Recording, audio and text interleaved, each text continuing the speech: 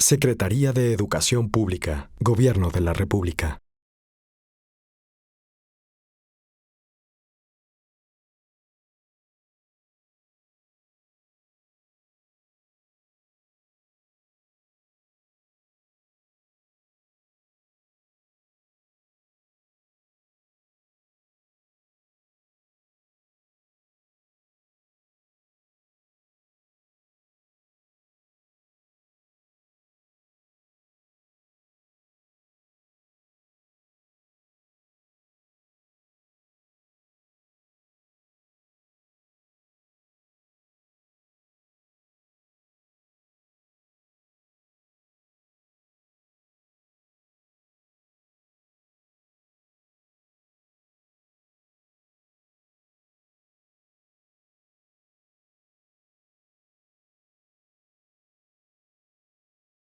Iniciamos la conmemoración del 90 aniversario de la conclusión de los murales de Diego Rivera en la Secretaría de Educación Pública.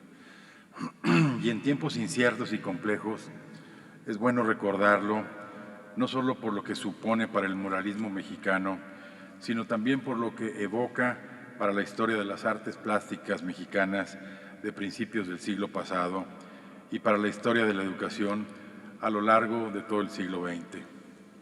Cuando esta Secretaría se crea, en el año de 1921 propiamente, México tenía poco más de 14 millones de habitantes.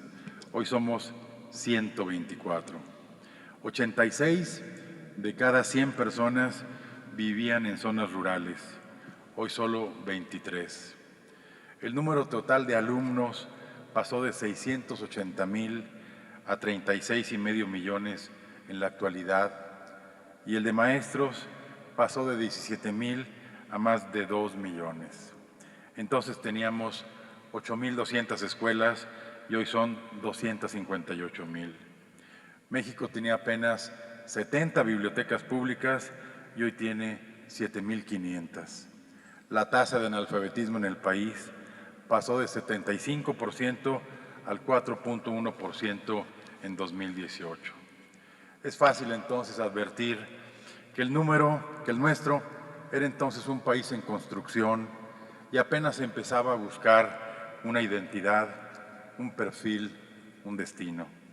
En ese ambiente trabajó Rivera y muchos otros, y estos frescos, distribuidos en casi 1,500 metros cuadrados, le dieron fama internacional como pintor y colocaron al movimiento muralista mexicano en la escena artística mundial.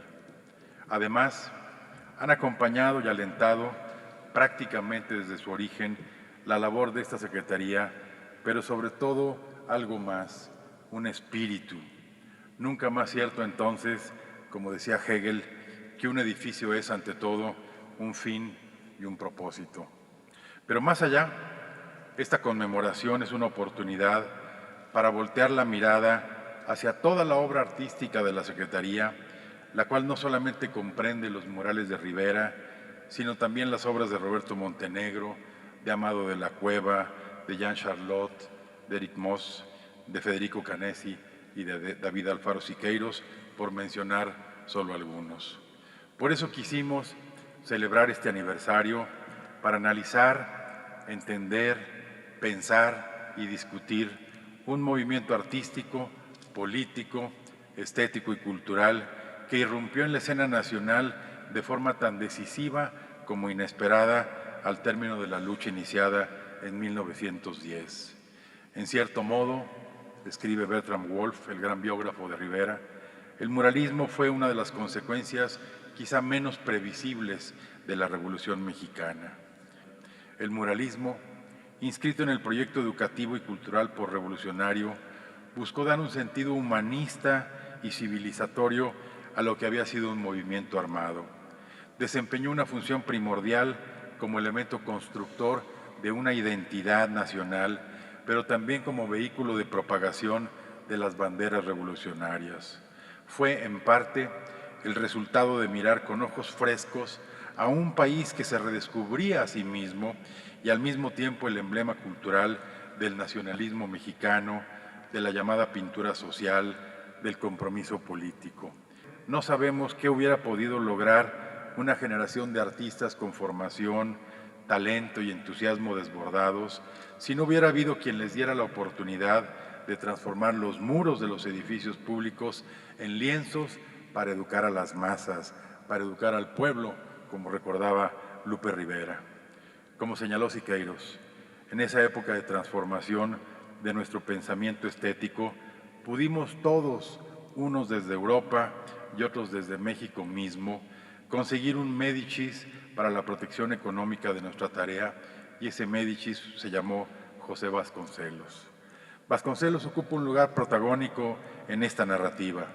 Con el apoyo del presidente Obregón y sin más estímulo que su confianza en la revolución, funda la Secretaría de Educación Pública e invita a artistas mexicanos y extranjeros a decorar los muros del nuevo Palacio del Saber y del Arte.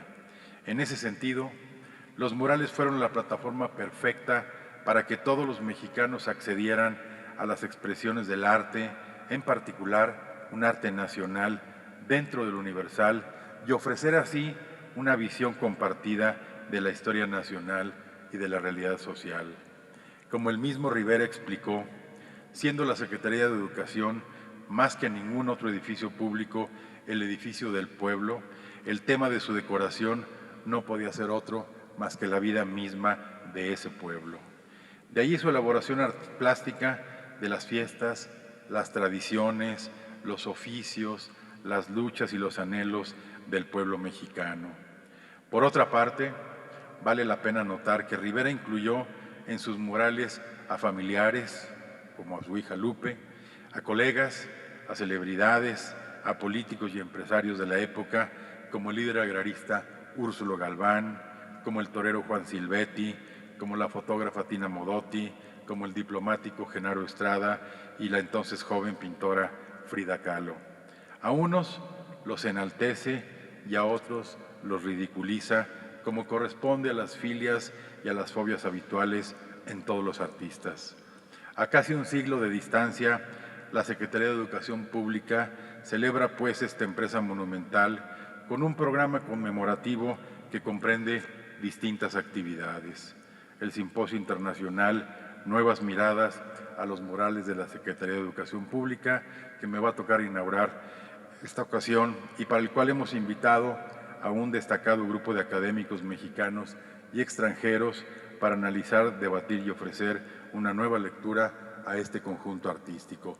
Gracias por estar con nosotros. La exposición fotográfica, los personajes de los murales, que se encuentra en el Salón Nishizawa y que abriremos en unos minutos, en la que se muestran fotografías de varios de los hombres y las mujeres que fueron retratados por Diego Rivera en sus murales y participaron de muy distintas maneras en el llamado renacimiento cultural de la nación. Y la presentación de dos nuevas publicaciones, Paseos por los murales de la Secretaría de Educación Pública y los murales de la Secretaría, Libro abierto al arte y a la identidad de México, mismos que serán presentados el día de mañana. Finalmente, abriremos al público el despacho de quien fuera el primer titular de la Secretaría, ocupado entonces por José Vasconcelos. Creo que todos los que hemos pasado por esta Secretaría albergamos sentimientos muy encontrados al recorrer diariamente los patios y los pasillos del edificio, observar los murales y ocupar el despacho que alguna vez fuera de Vasconcelos, de Torres Bodet o de Reyes Heroles. Uno suele moverse entre la solitaria inmensidad del despacho y los frescos de lo que entonces éramos o queríamos ser, entre el peso de la historia y el peso de la responsabilidad, entre un pasado cuyos rasgos aún están vivos y un presente en el que a veces nos cuesta trabajo reconocernos. Pero cualquiera que sea nuestra posición ante esos dilemas, siempre será un privilegio y un honor haber pasado tiempo entre estas paredes de las que ahora todos ustedes disfrutarán.